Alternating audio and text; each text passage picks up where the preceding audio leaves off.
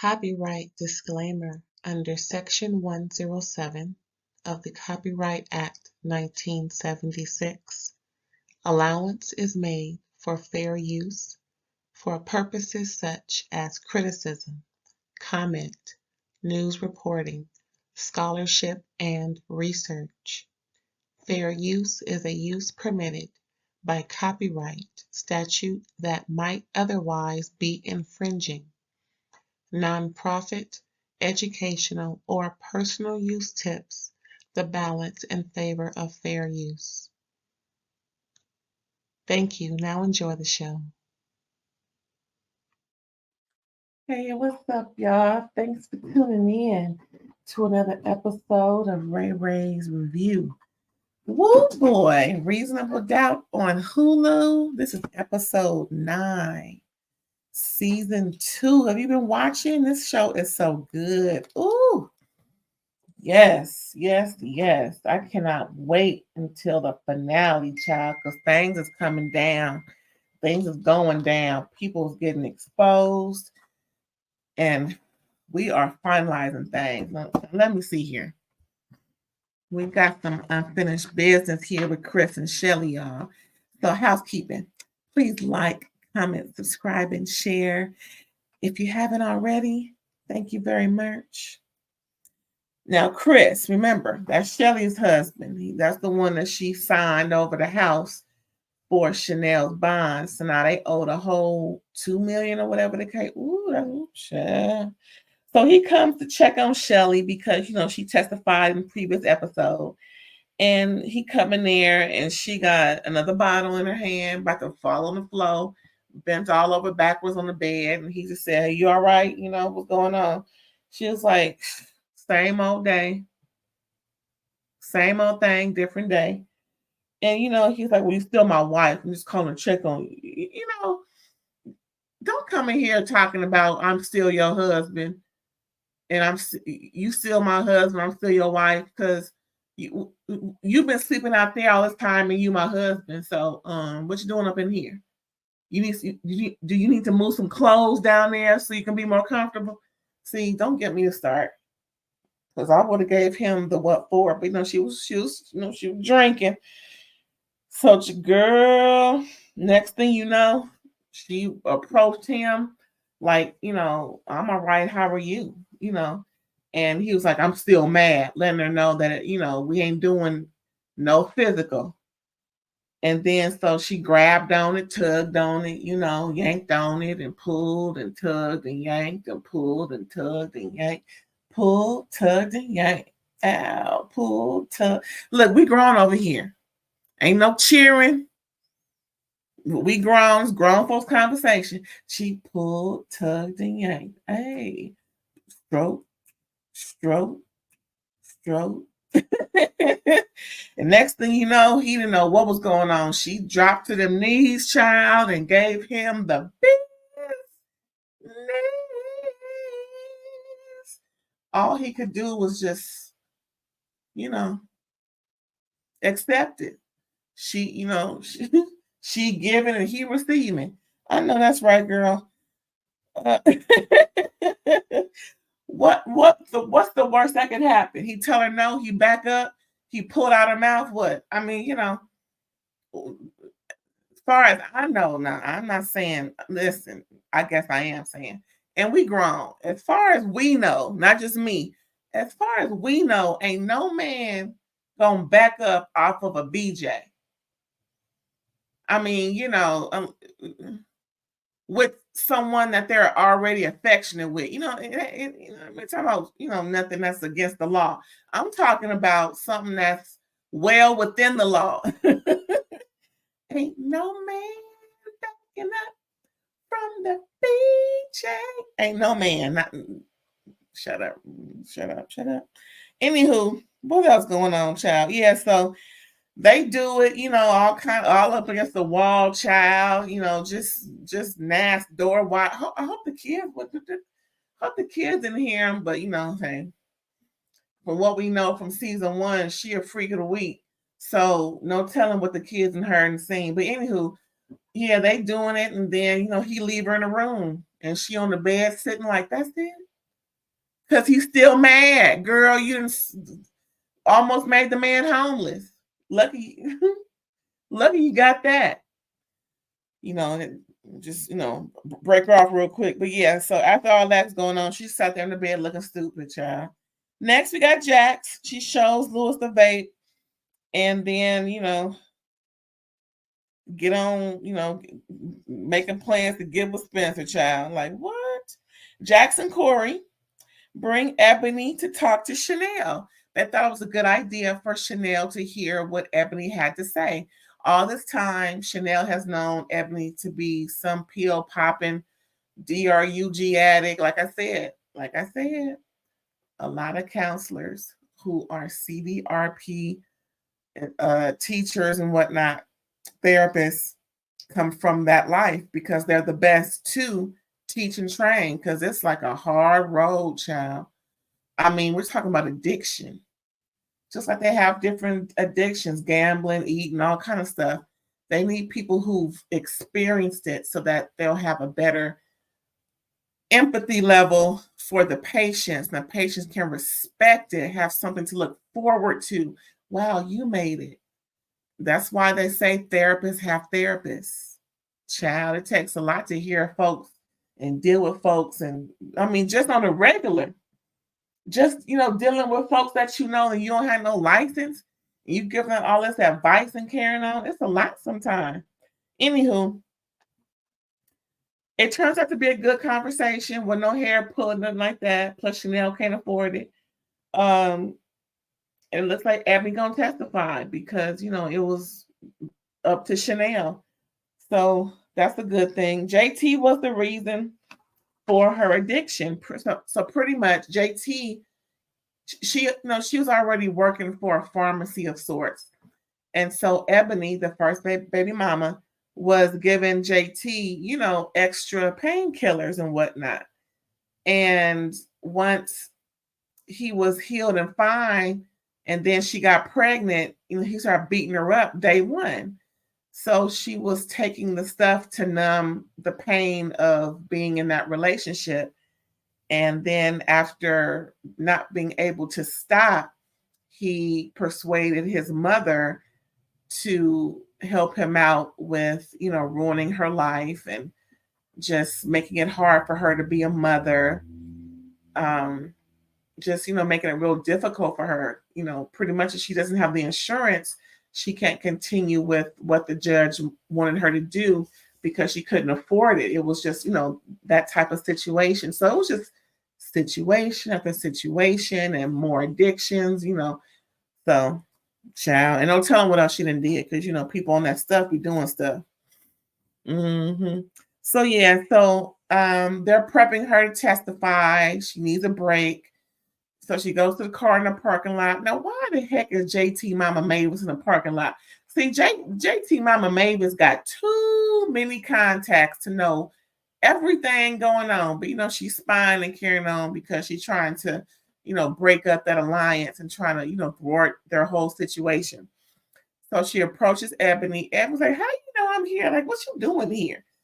And so, Mavis pretty much told her, I know about what you've been doing all this time. And it would be a shame if that got out. So you may want to just hold off what you're trying to do over there for that heifer Shannelle.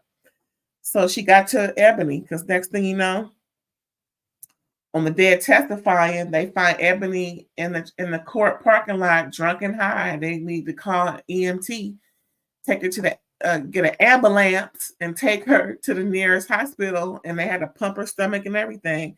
So she was just apologetic in the hospital and everything. And Corey was like, what's going on?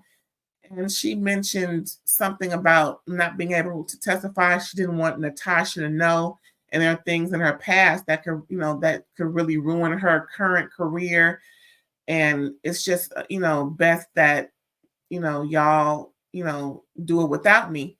So pretty much Eboni was the co-star witness to help Shannelle because that was one other woman that he did the same way he did Shannelle, but excluding the drugs excluding the can't talk child, excluding the drugs part. it was just horrible. Then Corey asked her, did somebody get to you? Because she kind of mentioned Mavis in a way. And he was like, okay, so Mavis got to you. And, she, know people. And Eboni just can't afford to lose her job based off of her history. Child, you better hope Mavis don't tell her job anyway, because one phone call to the man and that's it, girl. So yeah, so Shannelle finds out and pretty much they prepping her and she wants to be ready to testify to save her life. She wants to get out. She wants to hopefully beat the case because it's murder one. She wanted to, take care of her kids because can nobody do that but her. Their daddy gone. So next we see Lucy prepping her son to go with his dad. So she puts one of those Apple locators. What's that called? What are they called? Anywho, an Apple locator in his jacket pocket and lets him know it's a little chilly out there. So make sure you have your coat every time and everywhere you go. Child, that must be one of the hardest things, child, knowing this man is crazy loco and your son got to go with him. Ooh, see, that's why you got to take care of stuff at the time. I know it could be rough, and who knows what the outcome may be, but put it down on paper. Let folks know, because when they come back around, we got you doing A, B, C, D, E, F, G, H, I, and J, K, and L. No, you can't see the kid. See, that's what I'm saying. Ooh, I know it's difficult, but I'm just like, at least put it on paper so it's a record or something. Because, child, I'll be dipped in damn. What's next, child? Oh, so after Lucy sends her son off without a maniac, she goes to work and pretty much her and Corey are going back and forth with the judge because apparently one of Lucy's favorite jurors has shown his notes to a publisher. And there's Corey said they have hardcore evidence that this occurred, as well as the publisher having specific intel as far as what happened in court, and they weren't there. So, they judge excuses the juror, and now they don't have any alternates. So they just working with bare bones in that jury pool. Child, ain't that nothing? Next we see Autumn. Shelly comes to be with her to check on the IVF that she's going through with her and her partner. She's a lesbian. So Shelly came for moral support because her lesbian partner is traveling and couldn't be there. And then they find out she lost the embryo. There was no beating of the heart. Oh, but they got one embryo left, so hopefully that'll take and they'll have a baby. Oh, poor thing, poor thing, poor thing. So then we see later Jax and Autumn meet up, and then Jax brings Autumn a really nice bouquet of flowers because of that unfortunate demise of the embryo. And then they talk a little bit about Shelly and how, she's been a little, off kilter lately, but only because of the situation with her cousin Shannelle, plus her marriage is rickety rocket. So, it's like she cuts folks off real quick and just gets up and leaves, so but that's stress, child. That is just stress. I can imagine. Next we see that prepping Shannelle again. That was brutal because she was giving attitude, child. And they was like, wait, hold on. We just trying to help you out. You ain't got to jump down our throats. So pretty much, Jax let her know, stop being that insecure girl from high school and put your big draws on. Because this is your matter of your life and your death. And only you can prevent forest fire. So I suggest that you curtail your answers to how we're training you and just, do what you got to do. Think about and focus on the appropriate things to say. So she pretty much let Shannelle have it because Shannelle was like, is that appropriate or is that really you telling me to. No, half I'm letting you know. They gonna come at you because they think you all about the Gucci, Louis, Prada, Chanel. You know what I'm saying? Balenciaga, and it ain't even like that. So you it ain't about the bags and the shoes. It's about you taking care of your business. So stop being an insecure little girl from high school and put your big drawers on, like I said. Child, Corey looking like, oh. But yeah, child. So next we see her testifying. And no, first, before that, Shelly visits her in jail. And pretty much, Shelly and Shannelle get into it, because Shelly is like, I'm losing everything. And why did you run? Now it's really bad between me and my husband. I put pretty much our life on the line for you. And Shannelle just really couldn't give her the answers that she wanted. So Shelly was like, well, from now on, you on your own. I love you, but I don't blame her because she should have gave her the what for way before now. Soon as she got in the Fox Hills Detention Center, I always laugh because ain't no Fox Hills Detention Center. As soon as she got to Fox Hills Detention Center, I would have been there waiting. Yet I need to see Shelly, whatever her last name is, Shelly, Humble, Shannelle. I need to see Shannelle right now. Right now. I don't know. Get her out here because we need to talk. We would have been talk, child. Boo.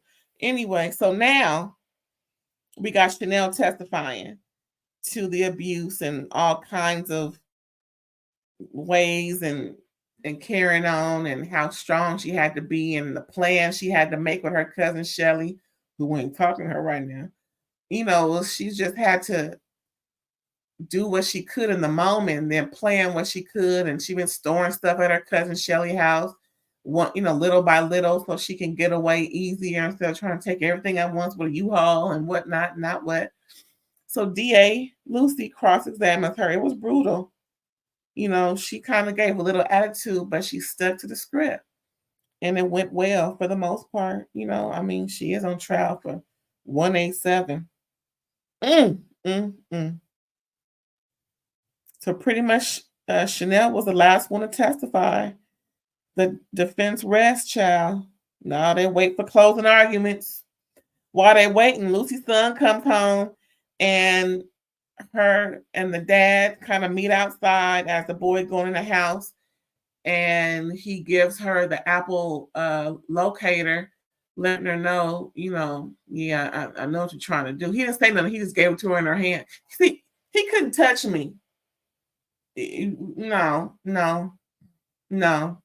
You could have threw it at me. I would have felt better about it. But no, you can't touch me. Man, we sure ain't gonna be that close. Because he crazy. Next, we see Corey visiting his client Isabella. Talking to her on the phone, and pretty much she's just letting him know, I see the court case on TV. It don't look good for you. He was convincing her that no, it's not really the case. It's actually going good, and she didn't believe him, and she fired him. She's like, you fired, homie. Next, we see Jax talking to Lewis about Spencer vaping and the triggers, her to see Shannelle that she was, that she pretty much knows what happened. And they pretty much had that talk with him. And he pretty much let her know that, well, mom's smoking. So, see, kids see what they do. They see what you do and they want to do it too. But like she said, I'm grown. And you're a child, and this is not for children. Pretty much. And pretty much she just, just going off and she just starts to think, and she has whatever that conversation was triggered her that she needed to go see Shannelle.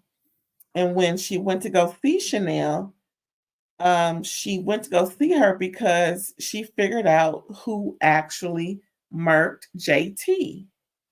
At the same time, Lewis gets a call that his baby is coming. It's only 29 weeks, child. Ooh, see, some don't seem right. 29 weeks, girl, that's a preemie weemie.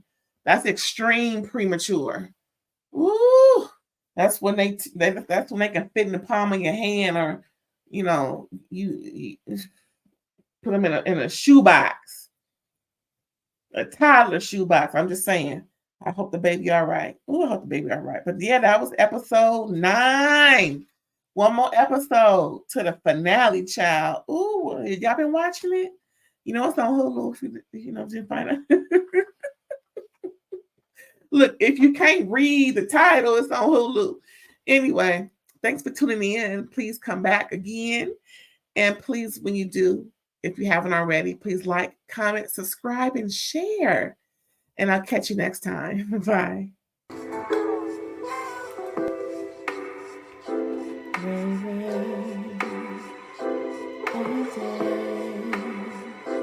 Ray,